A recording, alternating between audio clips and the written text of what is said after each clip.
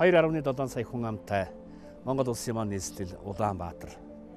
Улсын маань чандан нийслэл Улаанбаатар гэж бид нар олонтоо дуулсан, мөн ч олон жил магтан дуулсан.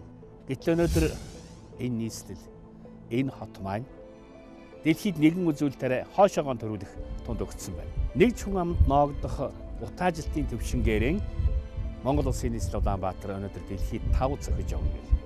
Утаа гэдэг маань өнөөдөр хүн болгоны толгойд үнэхээр өргөс мэт болчихжээ. Шүдний өвчин болсон байна. Гэвч гарахаар замыг олоход амаргүй юм шиг байна.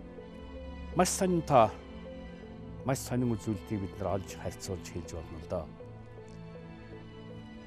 2.7 сая хүн амтай, сая 500 мянган хавтгай дөрвөлжин километр газар нутагтай монголчууд өнөөдөр нийслэлдээ шавж сая хол давсан хүн амтай болж байна. Цаг хугацаа нэг талаар маш хурдан хөгжиж гүйцэтгэхийн аргагүй болж байгаа мэт боловч зарим талаараа огт зогсог байдалтай юм шиг надад санагдаад байдгийг. Өнөөдөр энэхтэй Улаанбаатар хотод бол нэг тийм дөрвөн утаатай холбогдсон гамшиг байна. Нэгдүгээрт нь саяны миний яриад байгаа гэр хорооллын утаан гамшиг, хоёрдугаарт нь энэ замбраагүй сүлжилдэх олон автомашины яндангаар гарч байгаа хорт утаа. Гуравдугаарт нь цахилгаан станц. 1, 2, 3, 4 дугаар цахилгаан станц. Улаанбаатар хотыг бүхэлд нь бүрхсэн энэ нарийн тоос нян хог шорооны бохирдолт гэсэн ийм дөрвөн зүйлээс өнөөдөр нийслэлчүүдийн хүн амын эрүүл мэнд бүр нэгдүгээр утгаараа шалтгаалж болчиход төрж байгаа хүүхэд өнөөдөр аж төрж байгаа бид нар 20 жилийн дараа гэхэд бүгдээрээ уушигны аргыг сүрээд Монгол улсын төрийг, Монгол улсын засгийг, Монгол улсын нийслэлийг тийм групптэй хүмүүс удирдах болох нь энэ эмгэнэл биш гэж юу. Ингээд бодглохоор утаа гэдэг бол зөвхөн айлын гэрээ яндангаас, машины яндангаас, үйлдвэр яндангаас гарч байгаа утаа биш юм. Энэ бидний тарих толгоонд суусан утаа юм байна. Үйл сүүсэн толгойг одоо би яалтай билээ гэж нэгэнтээ ардын уран зохиолч Баавуугийн лавгсур мэдсэн санагдана. Бид сэтгэл зүрхэндээ байгаа, тархиндээ байгаа тэр утаан үйлийг арилгах цаг болсон байна.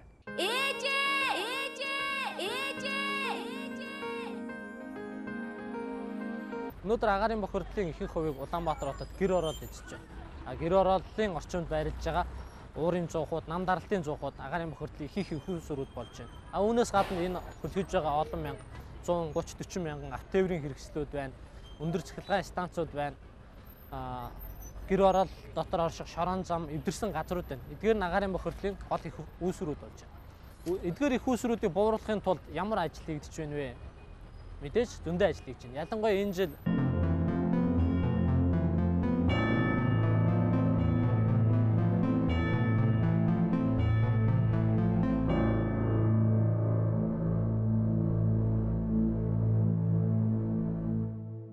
төр засгаас агаарын бохирдлыг бууруулах, агаарын тухай хуулийг баталлаа, цэвэр агаар санг байгууллаа. За мөн ганц Монгол улс гэлдэггүй одоо мянганы сорилын сан Америкаас одоо санхүүжилж дэн төслөөс цэвэр агаар төслийг одоо санхүүжүүлж байна. За Unigaz, MCS гэдэг ч юм уу Монголын томоохон компаниуд хүртэл агаарын бохирдлыг бууруулах чиглэлээр өөрсдийн үйл ажиллагааг явуулж байна. Агаарын бохирдлоос буурна гэдэг нь ганц төр засгийн юм уу хэдэн том компани хийх ажлууд биш. Монголчуудын, Улаанбаатарчуудын бүх одоо хүмүүсийн хичээл зүтгэлтэй холбоотой энэ ажлыг бууруулах боломжтой. Гэтэл одоогоос 20 жилийн өмнө буюу 2010 онд Улаанбаатар хотын агаарын бохирдол байх ёстой хэмжээнээсээ 7 дахин их нялх хурс гажигтай төрж өвгөд хөгшөдгүй уушигны өрөвсөлтэй иргэдийн дунд цус багдалт зүрхний шигдээс уушигны хавтар үхлийн шалтгаан болж байлаа. Энэ нь нэг талаар цахилгаан станцын хаягдл үнснээс шалтгаалж байсан юм. Нийслэлд байдаг 3 том цахилгаан станц жилд дунджаар 3500 тонн нүүрс хэрэглээд хоногт дунджаар 270 тонн үнсийг эдгээр нуурандаа асгачдаг байлаа. 2010 оны үед л гэхэд хотын нийт 110 га талтай ийхүү үнсээр дүрчгээд байсан юм. Нүхэнд байсан тэр их үнс цаг хорон бүр салхинд хийсэж бидний хоолоогоор дамжин уушигны нүх сүв бүрийг тоосоор төмрийн нислэр бүглэж байлаа. Учир нь үнснээс төмрийн эсэл болон бусад металлуудын эрдэс ялгардаг юм.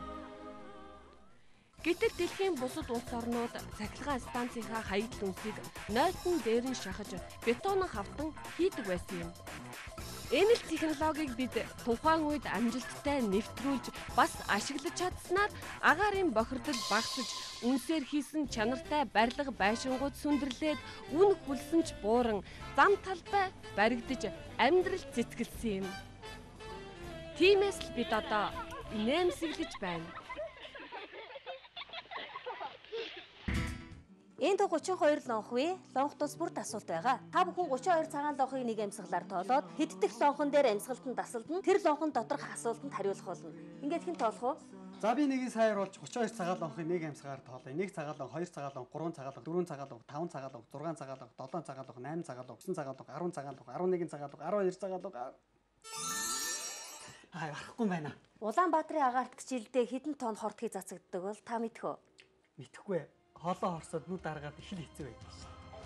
Хотын агаарт 260 мянган тонн хорт хий цацагдаж, нэг оршин суугч 317.8 кг буюу 100-ийн 3 по шиг хорт утаа залгилдаг байна.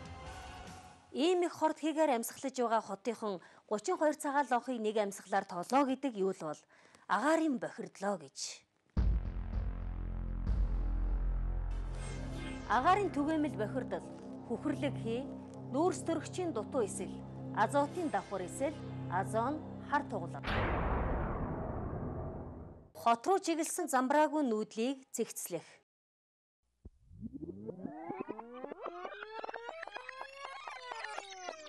Гэр хорооллыг барилгажуулах.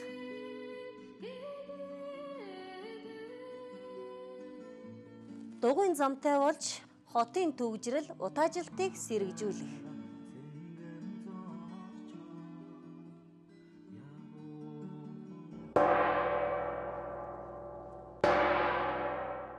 Тэнгэрт шууд төрч, газарт хүм мөргөлдөм энэ их хорт утааг багасгахгүй бол.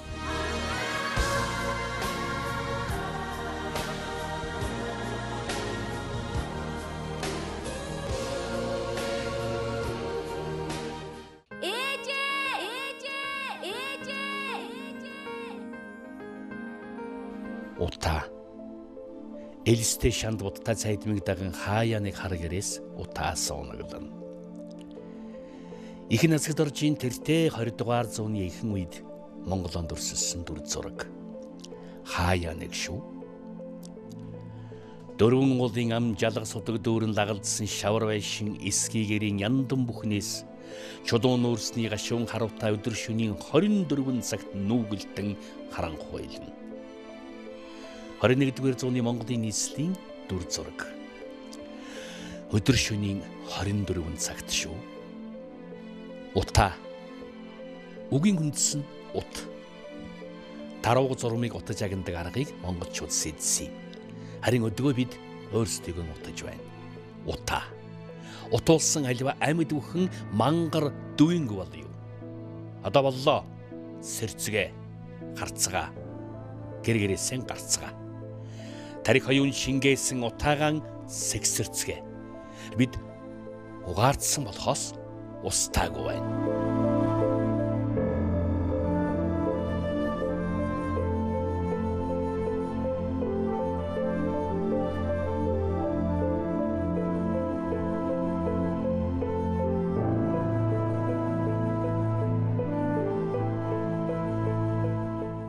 Цэвэр агаар гэж юу юм? Цэвэр агаарыг заавал амьсгалж явах ёстой.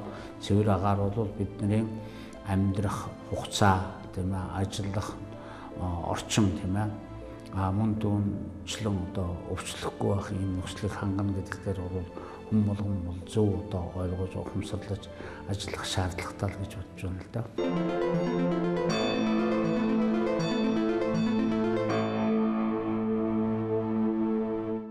Улаанбаатар хот утаатайгаа өвлжгүй, утаагүй өвлжгүй бид энэ жил хүлээх л үлдэж байна.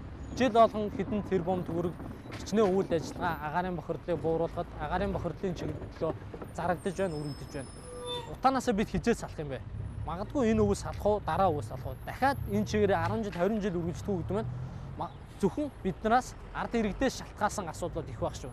Энэ талын төрийн бодлого, шийдвэр, үйл ажиллагаа мэдээж хийгдэх шаардлагатай тодорхой хэмжээнд хийгдэж байна. Тэгэхээр өнөөдөр юу хийх шаардлагатай юм бэ? Энийг бид энэхүү нэвтрүүлгээр та бүхэнд хүргэх болно. Та бүхэн ч энэ нэвтрүүлгийг үзэж бидний үйл ажиллагааг дэмжиж оролцохыг хүсэж байна. Well, of course, Ulaanbaatar is famous for its airport. Улаанбаатар агаарын махрадлаараа дэлхийд дээгүүрт орж байна. Би ирээд 3 хонолоо энэ хооронд агаар сайхан байлаа. Тэнгэрийн цэлмэг, намрын өнгөж зохирсон байна. Ер нь агаарын бохирдол бол дэлхийн нийтийг түгшээж байгаа асуудал. Монголчуудын тухайд хотын гэрээ хороолд суудаг хүмүүс түүхийн нүрс ихээр төлж байгаа нь бохирдлын гол шалтгаан болдог байх. Энэ нь угтаан өрхийн орлого бага, хүн амын амжиргааны төвшин сайнгүй байгаагаас шалтгаалж байна л да. Тийм болохоор тэдгээр хүмүүсийг шууд буруутгах аргагүй. Нийслэлийн та бүгд цөмөл нэг орон гэрт ажил төрж байгаа халуун бүлийнхэн гэдгийг ойлгох хэрэгтэй. Нэг л дээвэрт энэ хотод 150 мянган яндангаас утаа гарч агаар мандлыг бохирдуулж байна шүү дээ. Тэгэхээр одоо энэ 150 мянган өрхийн бүх хүмүүстэн бид туслах хэрэгтэй. Тэгж байж гэмээр бид тэднийг бас өөрсдийгөө аварна. Дэлхийн нийтээр Англи, Америк, Япон бас хятад түүхийн нөөц хэрэглэхийг хориглосон хууль нэгэнд гарсан байна. Монголчууд та бүхэн ч бас энэ үйлсэд нэгдэх учиртай. Нүүрсний арган баялаг нөөцтэй танаа орон нүүрснээс хийн төвч гаргаж байгаа энэ арга замыг сонгох нь өнөөгийн хамгийн чухал зүйлийн нэг болоод энэ замыг сонгогдов.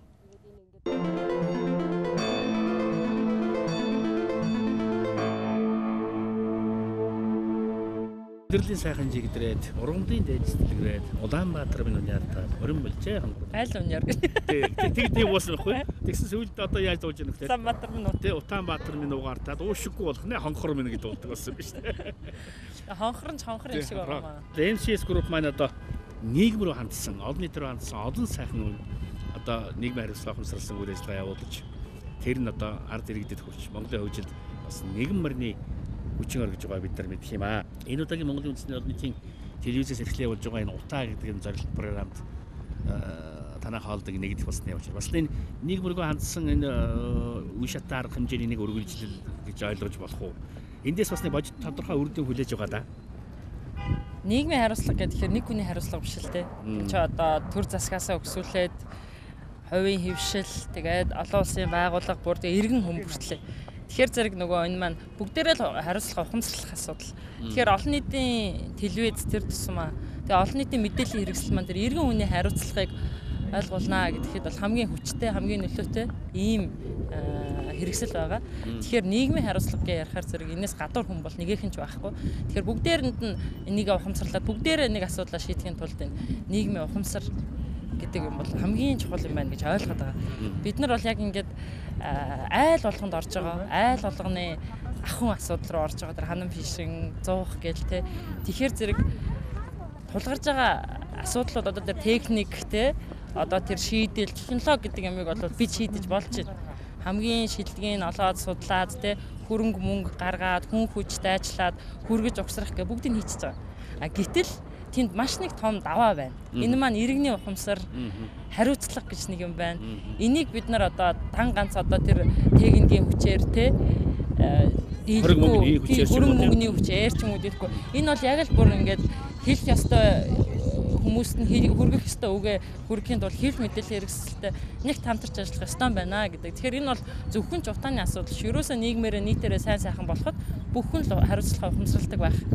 Энэ л зорилгын үүднээс бид нар хамтдаа нэг зорилготой энэ утааны эсрэг нэвтрүүлэгт нэгдэж байгаа. Бид нар энэ ажлыг эхлүүлэхээс өмнө ярьсан л та за утаан маань өөрөө агаарт байна.